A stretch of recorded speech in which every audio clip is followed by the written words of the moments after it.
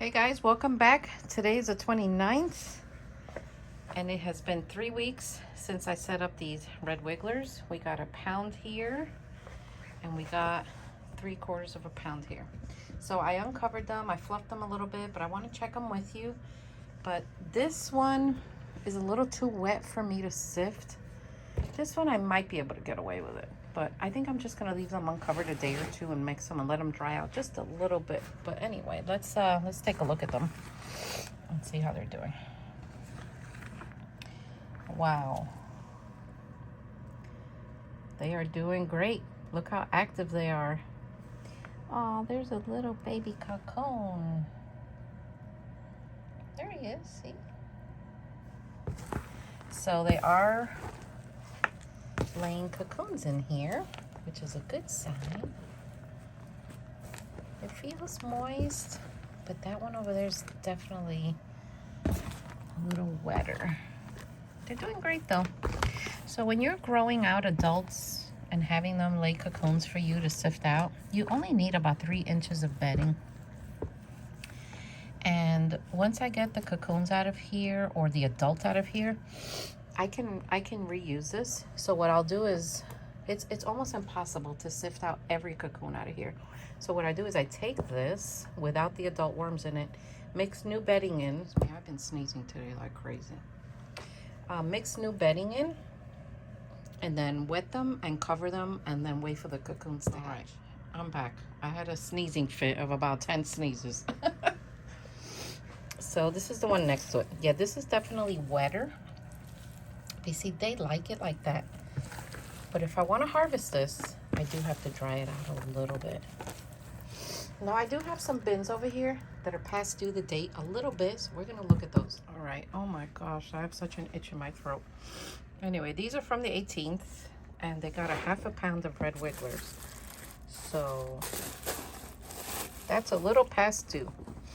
But, you know, I always say either 3 or 4 weeks, so they're not that bad. And these are definitely on the drier side, so I'll be able to, they're still wet, but I'll definitely be able to harvest these guys. So let me leave them uncovered. Let me do this one too. So tonight, we're expecting a storm. So I do get concerned if we lose the power here, but I have flashlights and I try to bring those down and leave them on. So at least there's some kind of ambient light that they'll see and go, oh no, we can't leave our bins. So this is the other one, 18th also. Why is the light on in here? Oh, I turned the light on. Oh, let's see if it looks better. Oh, this one's very wet, see? But look, when they're wet, look how much more active they are. They're like, yay, moisture. Awesome. So, yeah, definitely when there's more moisture, they get more active. So let me put those back and move those over there. I'm going to put the one on the table that I know that I can harvest. Okay, so I have these 3 that are ready to harvest. It's been 3 to 4 weeks. And I have these 2. These down here are not due to hatch. These down here until the 17th of December. So I'm going to leave those. And let's harvest one of them. And let's see what we get out of this one. Okay, so I have the bin here. That's dated the 18th of November. So let's sift this one out a little bit. Let's see how it is.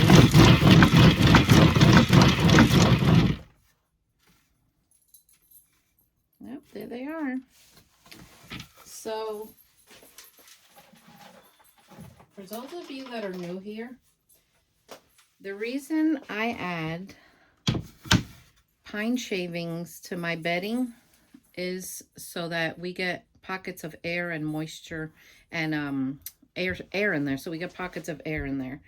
Because sometimes, guys, the bedding you use, like peat moss or coconut coir, when it gets wet, it can get compacted. I've seen it happen. So if you add pine shavings, it creates like spaces in between, which lets air in. Plus, the pine shavings, once they're wet, they usually stay wet, which continues to provide moisture. Because sometimes when I've mixed in paper, shredded paper, and I do use shredded paper sometimes, if there's paper lying on the surface, it dries out. And I've never had the pine shavings do that. So, you know, pine shavings, I could get it here locally. But if you can't, you know, just use what you can. The purpose of composting with worms is to get rid of things, right?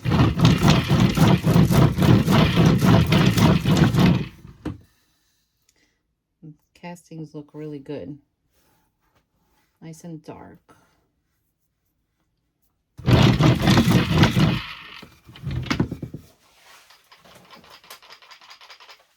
So I'm gonna get going on this.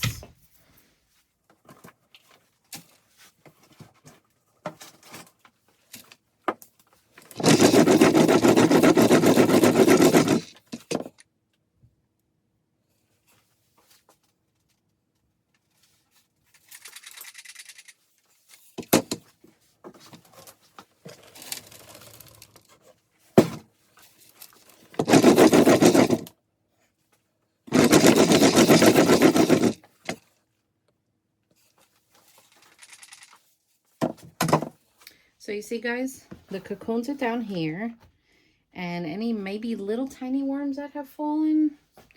I mean, sometimes they do hatch and you don't see it. So I will reuse this. I'll just add a little more bedding to this. It has the cocoons, and then we set them up, and then we check them in 3 to 4 weeks and see if anything has hatched.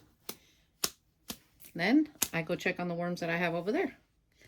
So basically I wait for them to go down, and I start grabbing and putting like over there. I usually move it to one side so I have room to put things that way. Uh-oh, we can't escape. It's like, sorry, Mom. Worms are amazing. There's never a day that I get bored with them, ever. Ever, ever, ever. And this is what we do. So I give them a chance for the light to make them go down. I do things in between, and then I come back. Sometimes I use my hand. Sometimes I use a little soft bristle brush. So let's do that. I'm still chugging along here. So there's a worm lady I watch. Her channel's name is either Dakin Gardens or Dakine. It's D-A space and then K-I-N-E. If you put that, you could find her. And I'm glad that she's putting videos up again. She had a wall like mine. I think she still has it. A massive amount of worms in containers. I love watching her though. She's very, very sweet. Hey girl, if you're watching, I'm glad you're back on. We need to see those worms. So as you can see, I'm getting to the bottom.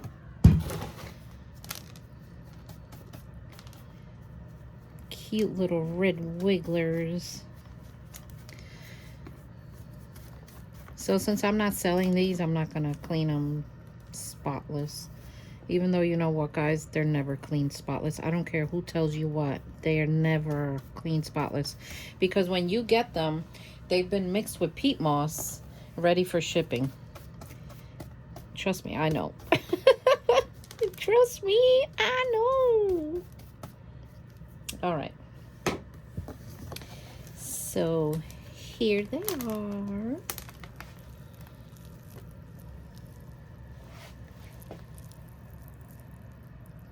Pretty cool. So now these, I can take them and put them back in a new breeder bin to do the same process over. Or if I want to create more breeder bins and keep the wall growing, I can divide them. And I think that's what I'm going to do. I'm going to divide them. And then they'll just keep multiplying. And this over here, I just reuse it as bedding. Obviously this isn't enough, so I add a little more to it, and then they could keep going on this, because look at the wood shavings, and they're still damp. They will eventually eat this, they will. But you know, using it like this, it gives you a chance to get a few uses out of it, which saves you money in the long run. So yeah, that's a good thing. So I'm just taking the bedding from here because I use the bigger tubs on that side of the wall where the adults are. I can use these small ones, but I have a lot of these that fit there, so might as well. You see, look, this isn't enough, obviously. It's got to be at least 3 inches. So now I go make my bedding. I have a choice. I can use coconut coir, peat moss. I can add the shredded paper, just, you know, you have to make sure it stays moist. I can add leaves. I can add straw, but be careful when you add straw, because sometimes when I add straw, it gets so mushy, it can rot in a bad way. I can add shredded boxes. Sky's the limit, so use what you got. And then I take, each one is a 1/4 pound, and then I date them and put them back on the wall. And that's how it goes. So here I got both bins. I'm gonna take some of this and put it in the second one, because this already has microbes in it, and it's just like ready to go. Oh yeah, I'm not starting from 100% scratch. So I'm gonna go get my pine shavings. So I added pine shavings. Add a little more to this one. I think I need a little more. And this one too. I'm adding some oyster shell. Sometimes it crushes, sometimes I don't have time to crush it, so I just add it like this. And it's okay, it eventually just breaks down. Sometimes worm farming, just can't overthink it. If you overthink something, you're gonna complicate it, and then it'll be a headache for you. And that's the last thing you want. You wanna enjoy this. Oops, I added too much water. So you see, it happens. So I'm gonna take a brick of coconut coir, and I'm gonna put it down here. See all the standing water? I'm gonna let's just see what happens if I lay it down here. Let's see. What if it'll suck it up? This coconut coir, let's see if I remember to link it. I get it on Amazon. For some reason, this one just soaks up water a lot faster than the others, and I absolutely love that, because it just saves me a lot of time. A lot of time. Let's see what it looks like. Look, it's already, I mean, what, it's been 10 seconds? Look. Isn't that amazing?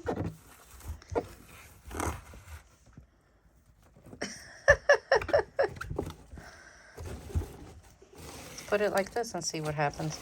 Well, there seems to be a lot over here.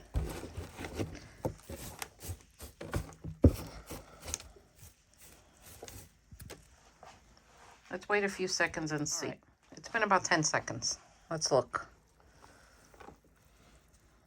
Yeah, look at this. it just drinks it up. So what I do is I just rip it off like this and add it to the bin, because it'll drink up that water. See, I have more over here. Look at this. So you see, guys, when something like this happens, don't beat yourself up. Just do what you can to figure it out and fix it, and you'll be all good.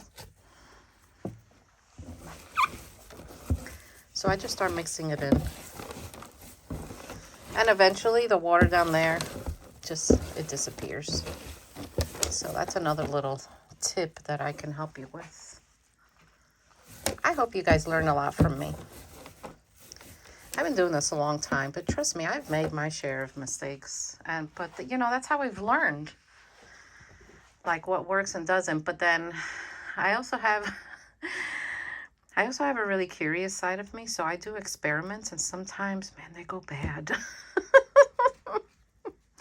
can't help it though. I'm curious to know what happens when, you know, I don't know, when you put something in here. Let's see. Look at that. Yep, best coconut coir I've ever used. All right, I'm going to mix this in. All right, so the coconut coir drank up the water. So now I'm going to take my little 1/4 pounds of worms. I'm going to separate them a little bit and put them in there. Let me get the other little bundle. Put them in there.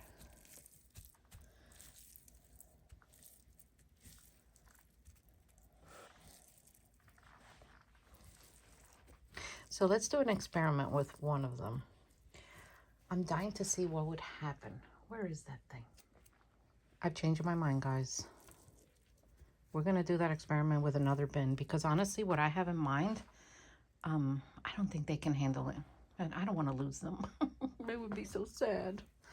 So now I cover this with damp newspaper, a piece of plastic. I date it. It goes back on the breeder shelf. So there you go. So I hope you learned something. Like and subscribe. Go check out my other channel, the Composting Worm Lady, which I think I'm going to change the name to the Garden and Worm Lady Vlogs Plus, maybe, or something like that. Because not only do I do my towers on there, I'm going to start doing other things on there too, because I do a lot of other things that I think people would be interested in, like my hair conditioning and just stuff like that. So anyway, guys, thank you for watching, and I'll see you all next time. Take care.